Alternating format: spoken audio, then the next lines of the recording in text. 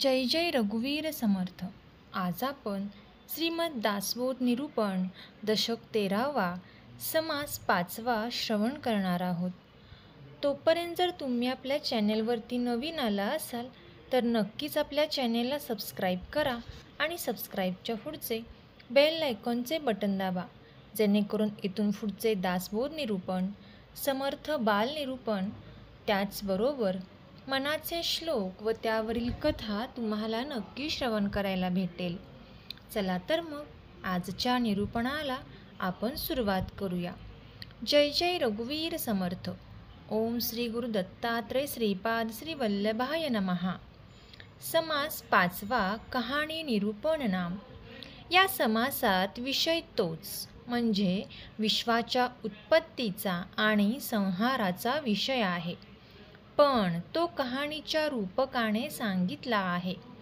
प्रकृती व पुरुष हे नवरा बायकोचे प्रेमळ जोडपे. विष्णू किंवा सत्वगुण हा त्यांचा मुलगा होय. विष्णूचा मुलगा ब्रह्मदेव किंवा रजोगुण हा जाणीव नेणीव मिश्रित असतो, त्यामुळे तो उतावीळ आहे, व्याप वाढवण्यास योग्य आहे. ब्रह्मदेवाचा मुलगा रुद्र किंवा तमोगुण हा नेनता असतो. तो मोठा रागीट असल्याने चुकले की संहार करण्याचेच त्याचे काम आहे. पिता मूळ पुरुष शिव, माता मूळ प्रकृती शक्ती, मुलगा सत्वगुणमय विष्णू, नातू रजोगुणमय ब्रह्मदेव, पणतू तमोगुणमय रुद्र असे हे कुटुंब आहे. हा वंश बराच वाढला. प्रथमचा काळ खरोखर मोठ्या आनंदात गेला. नंतर वंश बेसुमार वाढला. तेव्हा वडिलांना कोणीच मानेना. आपापसातील भांडणांना ऊत आला. परस्परांत संघर्ष निर्माण झाला आणि अखेर सर्वांचा निपात झाला. अशा रीतीने सारा वंश निर्वंश झाला. मौजेने अशा प्रकारचे रूपक मांडून श्री समर्थ सांगतात की ही कहाणी सदैव घडणारी आहे.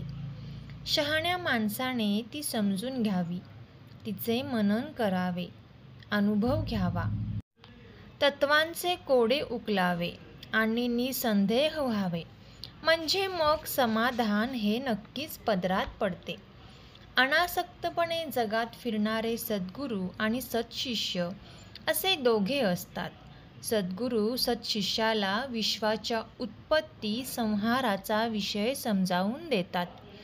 प्रकृती व पुरुष हे प्रेमळ नवरा बायको. एकदा असे झाले की दोन मित्र होते. अनासक्तपणे ते दोघे जगात फिरत होते. करमणूक व्हावी व वेळ गमतीने जावा म्हणून एकाने दुसऱ्याला कथा सांगायला आरंभ केला. ऐकणारा सांगणाऱ्यास म्हणाला की तुम्ही एखादी छानपैकी गोष्ट सांगा. त्यावर सांगणारा म्हणाला की अशी गोष्ट मी सांगतो, पण तू अगदी लक्ष देऊन ती ऐकली पाहिजे. स्त्री पुरुषांचे म्हणजेच नवरा बायकोंचे एक जोडपे होते. त्या उभयंताचे परस्परावर अतिशय प्रेम होते. ते प्रेम इतके की दोघांमध्ये वेगळेपणा मुळी नाहीच अशा रीतीने ते वागत. कालांतराने प्रथम सत्वगुण म्हणजे विष्णू निर्माण झाला. त्यानंतर रजोगुण म्हणजे ब्रह्मदेव निर्माण झाला आणि शेवटी तमोगुण म्हणजे रुद्र निर्माण झाला. विष्णू शुद्ध जाणीवमय, ब्रह्मदेव जाणीव नेणीव मिश्रित, तर रुद्र नेणीवमय असतो. बराच काळ लोटला व त्यांना एक मुलगा झाला. त्यांचे नाव विष्णू.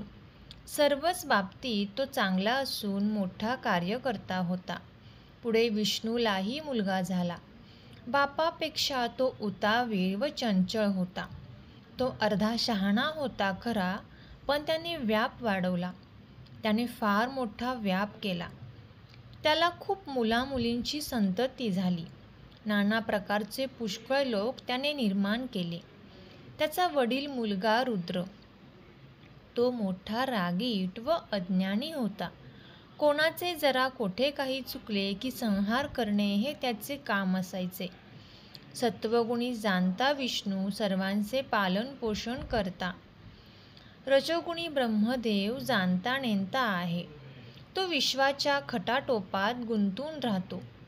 तमोगुणी नेणता शंकर संहार करतो. मूळ पुरुष पिता स्वस्थ बसला होता. त्याच्या लेकाने म्हणजे विष्णूने पुष्कळ व्याप केला, पण तो सर्वज्ञ जाणता चांगला व सगळ्यांत वडील होता. नातू ब्रह्मदेव अर्थात जाणता होता आणि पंतू रुद्र तर काहीच जाणत नव्हता. तो भयंकर रागीट असल्याने जरा चूक झाली की संहार करण्यास तयार होतो. मुलगा सगळ्यांचे पालन पोषण करतो, नातू परस्पर मिळवून खातो. पण पंतू चुकलेल्यांचा तत्काळ संहार करतो.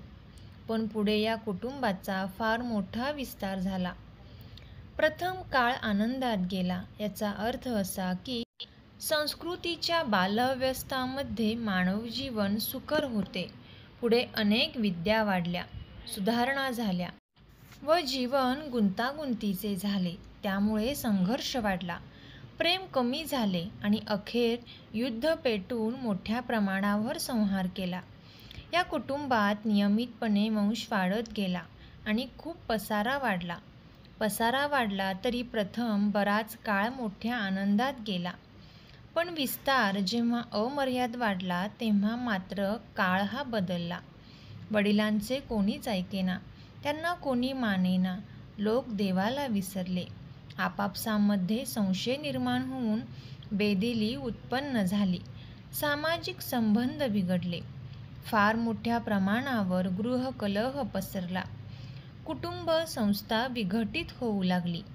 त्याच्या पायी पुष्कळ लोक मारले गेले. मोठमोठ्यांचे एकमेकांशी पटेनासे झाले. त्यामुळे बेबदशाही माजली. आपल्या वागण्याचा परिणाम फार घोर होईल हे अज्ञानाने न कळल्यामुळे सारेजण भलत्या भरीला पडले. उन्मत्तपणामुळे यादव जसे समूळ नाश पावले तसा येथेही सगळ्यांचा संहार झाला. बाप, मुलगा, नातू आणि पंतू या सगळ्यांचा निपात झाला. त्यामुळे त्यांच्या मुली, त्यांचे मुलगे, त्या मुलाबाळांचे हेतू व त्यांच्या जीवनकथा यांपैकी काहीही किंचित शिल्लक उरलेच नाही. हा जो विश्वाच्या उत्पत्तीचा आणि संहाराचा विषय रूपकाने वर्णन केला, त्याच्यावर मनन करावे आणि मूळ मायेपर्यंत पोचावे. ही कहाणी मी सांगितली. तिचे मनन करणारा जन्ममरणांच्या चक्रातून मुक्त होतो. श्रोता आणि वक्ता स्वानुभवाने धन्य होऊन जातात. ही कहाणी मोठी अपूर्व आहे. ती सारखी घडत राहते. इतके सांगून स्वामींनी आपले बोलणे थांबवले. आमची कहाणी सरो, ती तुमच्या अंतःकरणात भरो. या कहाणींवर कोणीतरी मनन करो.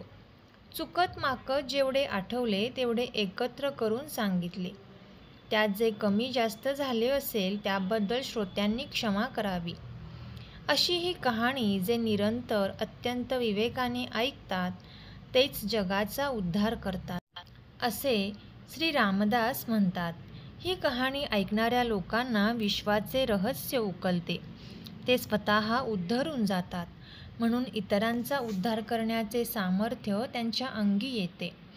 पिंड ब्रह्मांडाचे 8 देह बाजूस सारून निवांत निश्चळ ब्रह्माचे दर्शन घेण्याची पात्रता आणून देणे हा जगाचा उद्धार होय.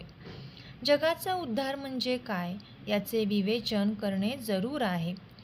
सारासारांच्या मिश्रणातून सार निवडून बाजूस काढणे याचे नाव निरूपण होय. माणसाने निरूपण ऐकावे. आपण जे ऐकले त्याचा प्रत्यक्ष अनुभव घेऊन ते उत्तम रीतीने समजून घ्यावे. विश्वरचनेमध्ये आढळणाऱ्या अनेक तत्वांची गुंतागुंत उकलावी आणि अशा रीतीने ही कहाणी समजता समजता संपूर्ण संदेहरहित होऊन जावे.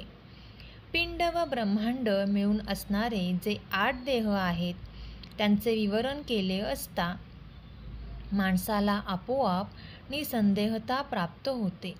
साररूप ब्रह्म हाती लागल्याने मग अखंड समाधान राहते. ज्या ठिकाणी तत्वांची गडबड आहे, गोंधळ आहे, त्या ठिकाणी निवांतपणा असणे शक्य नसते. म्हणून ज्याला समाधान व्हावे त्याने या गोंधळाच्या पलीकडेच राहणे अवश्य आहे. असे जे सूक्ष्म विवेचन आहे ते पुन्हा स्पष्ट करून समजून घ्यावे. पुढच्या समासात लघुबोध सांगणार आहे, तो लक्ष देऊन ऐकावा. इति श्री दासबोधे गुरुशिष्य संवादे कहाणी निरूपण नाम समास 5वा संपूर्णम. जय जय रघुवीर समर्थ. श्रीराम समर्थ. धन्यवाद.